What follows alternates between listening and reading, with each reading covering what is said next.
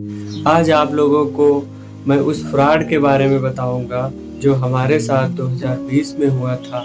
तो घटना 2020 की है, जब मामा के लड़के चचेरे मामा के लड़के का फ़ोन आता है आगरा से कि मैं यहाँ पे जॉब कर रहा हूँ और तुम भी आ जाओ।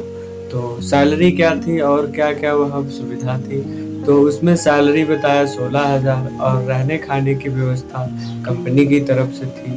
तो और उन्होंने बोला कि तुमको पेमेंट कुछ जमा करना होगा।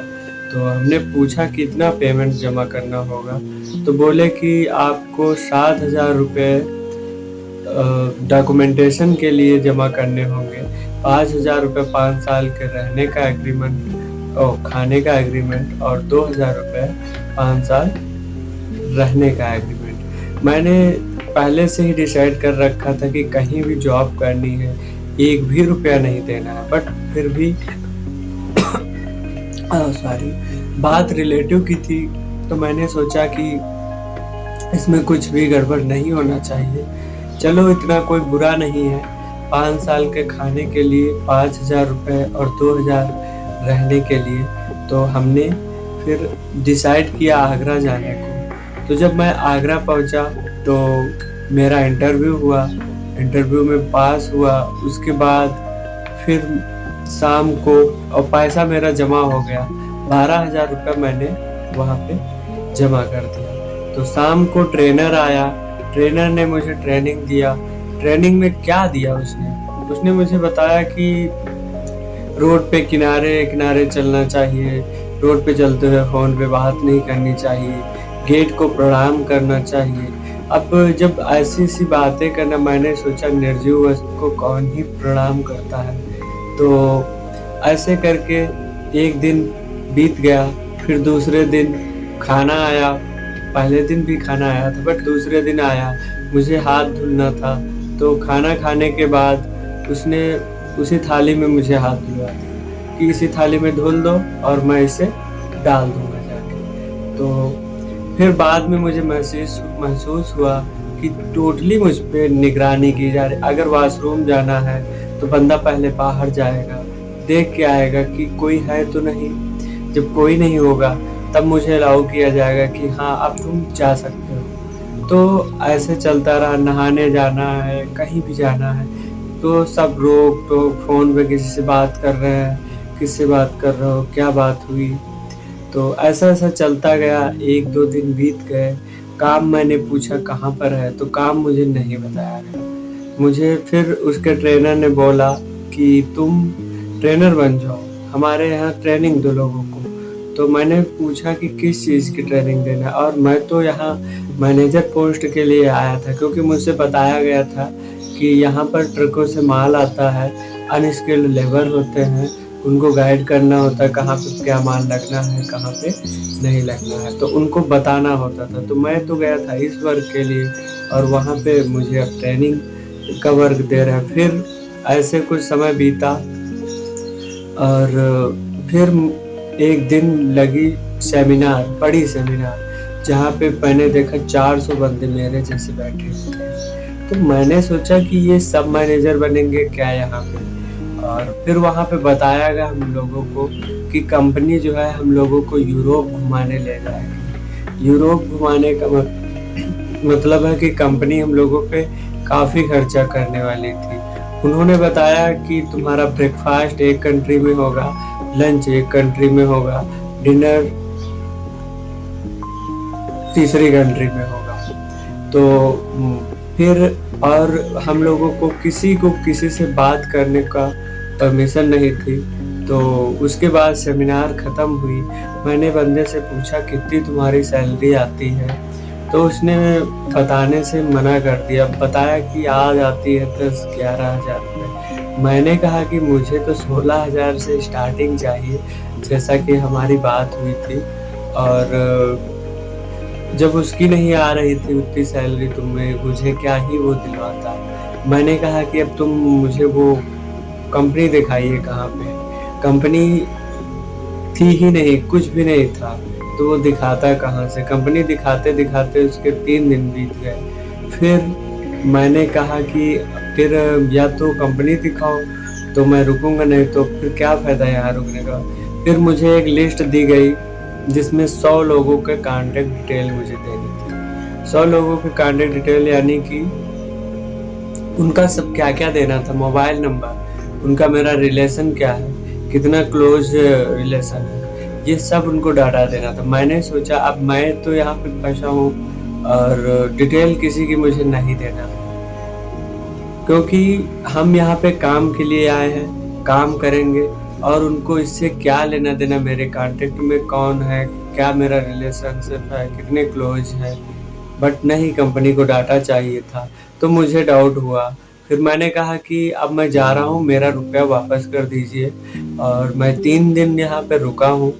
जो आप खाए पिए मतलब मैं जो खाया पिया हूँ, उसका आप काट लीजिए। लेकिन उन्होंने बोला नहीं, ऐसे कैसे चले जाओगे, ये है, वो है। फिर उन्होंने अपने सीनियर को बुलाया, उनके सीनियर आए, बोले कि नहीं अब तुम पैसे भी जमा किए हो, तुमको काम करना पड़ेगा। तो मैंने बोला कि ये तो हम लोगों का मौलिक अधिकार है कि कोई हम लोगों से ज़बरदस्ती काम नहीं करा सकता है। अब मेरा मन नहीं, या तो तुम काम दो जो हमको बताया गया। बोले वो काम नहीं है, उसमें क्या था, एक दूसरे को जोड़ो, तुम खुद पेमेंट करो और दूसरे से पेमेंट करवाओ और उससे जो कमीशन जनरेट होगी वो हमको मिलता जाएगा। ऐसे मेरे नीचे वाले तीसरे को फँसाते जाएँगे, ऐसे करके सब लोग फँसते जाएँगे, उसी कमीशन आती जाएगी। खुद फँसो, दूसरे को फँसाओ, तो मुझसे तो ये नहीं होने वाला था। तो मैंने मना कर दिया, मैंने बोला ये नहीं होगा। और मैंने जब बोला कि ये मेरा संवैधानिक अधिकार है कि आप ज़बरदस्ती काम नहीं करवा सकते, तो उन्होंने बोला कि तुम संविधान बीच में लेके आ गए, तुम क्या जानते हो संविधान के बारे में? मैंने कहा कि आप क्या पूछना चाहते हो? बोले कि बताओ कितने अनुच्छेद हैं संविधान में? तो एग्ज़ैक्ट संख्या मुझे उस समय नहीं पता थी। मैंने बोला कि 300 से ज़्यादा आर्टिकल्स हैं। तो बोले कि नहीं 6 हैं। तो हमने उनसे कहा कि 6 तो हम लोगों के मौलिक अधिकार हैं, तुम किस स्कूल में पढ़े थे? फिर फ़ोन पे सर्च किया उन्होंने, देखा-वेखा, मैंने डाँटा-वाटा उनको थोड़ा बहुत। फिर क्या हुआ, मैंने उनसे अपने पैसे माँग के निकलने वाला था, लेकिन वो मान नहीं रहे थे। फिर हमने बोला कि अब मैं जा रहा हूँ और तुम्हारे खिलाफ़ पुलिस एक्शन लेता हूँ। मैं वहाँ पे समझ लो रहने के लिए गया था, मेरी मार्कशीट वगैरह सब बैग में मेरे थी। वहाँ से मैं निकलने लगा तो उन्होंने बोला कि पकड़ लो इनको, तो मैं एक शूज़ पहन पाया था। फिर मुझे 4 लोगों ने पकड़ लिया। फिर मैंने उनको घसीट के गेट पे झिटक दिया, छूट गया मैं वहाँ से। तो मुझे डर इस बात का था कि अभी तो 4 थे, बाद में 10 लोग पकड़ लेते तो एक बंदा क्या ही कर सकता था। तो वहाँ से मैं निकला, लगभग 100 मीटर दूर मैं खड़ा हुआ। अब सिचुएशन वहाँ पे डू एंड डाई की आ गई थी, क्योंकि जब आप दूसरी सिटी में होते हैं और लोग मान नहीं रहते तो क्या कर सकते हैं। तो मैं 100 मीटर दूर खड़ा था, तो वो अपनी अपाचे से आया गाड़ी से। तो सिचुएशन मैंने वहाँ के लोकल लोगों को बताया। बात है सिकंदरा के रुनकता में, आगरा ज़िले की। तो वहाँ के लोग बहुत ही हेल्पिंग थे, वो सब मेरे सपोर्ट में आ गए। उन लोगों ने उनके सीनियर को एक थप्पड़-वप्पड़ मारने के लिए आगे बढ़े और एक बंदे का फ़ोन छीन लिया। बाद में बात और ज़्यादा बढ़ गई। फिर एक बाबा आए, उन्होंने कहा अभी पुलिस को बुलाते हैं। जब बात पुलिस को बुलाने के आ गई तो उनके सीनियर उनके पैरों में गिर गए, बोले कि छोड़ दो, ये है वो है। और फिर उनका सीनियर आता है, मेरे कंधे पे हाथ रखता है, बोलता है कि तुमको पैसे ही तो चाहिए, मैं दे दूंगा। तो मैंने कहा यही तो मैं पहले भी बोल रहा था। फिर आधा घंटा में पैसे वापस करते हैं और मैं जैसे तैसे वहाँ से निकलता हूँ और टैक्सी में बैठा आ रहा था। फिर से 2 बंदे गाड़ी से आते, बोलते हैं लखनऊ 4 बाग पहुँचो, फिर तुमको बताता हूँ। फिर मैं भी बहुत ही अंदर से झंझोर सा ही गया था। रास्ते में मैंने अपना पूरा हुलिया चेंज किया, जिससे रास्ते में मुझे पहचान न सके। और फिर आगे बढ़ता हूँ, फिर 4 बाग पहुँच के पहुँचता हूँ। फिर रास्ते में लेकिन जो बंदा था जिसने मुझे बुलाया था, महेंद्र, उसने मुझे बोला कि एक बंदे का मर्डर हो गया था चारबाग में, ये वो है। तो हमने कहा ठीक है, जो करना होगा चारबाग में कर लेना। फिर मैं वापस आया। तो आजकल के युवा जो बेरोज़गार हैं, उन लोगों के साथ ऐसा ही होता है, इधर-उधर, और बेरोज़गार के चक्कर में उनसे और पैसे जमा करवा लिए जाते हैं, कोई काम नहीं होता, फिर से दूसरों को फँसाना होता है, ऐसे फँस जाते हैं। तो ये चीज़ें होती हैं। फिर मुझे पहली बार ज़िंदगी में एहसास हुआ कि यार बाहर ऐसा-ऐसा होता है, लेकिन फिर भी हम लोग जहाँ होते हैं, हम लोगों की जगह दूसरों के लिए बाहर होता है और दूसरों की जगह हम लोगों के लिए बाहर होता है। ये तो लोगों पे डिपेंड करता है, वहाँ के लोग कैसे हैं। बट वहाँ पे जो लोग थे, वहाँ के लोकल के लोग अच्छे थे, और ये चीटर थे। कुछ लोग होते हैं जो पूरा का पूरा लोकेलिटी को गंदा कर देते हैं।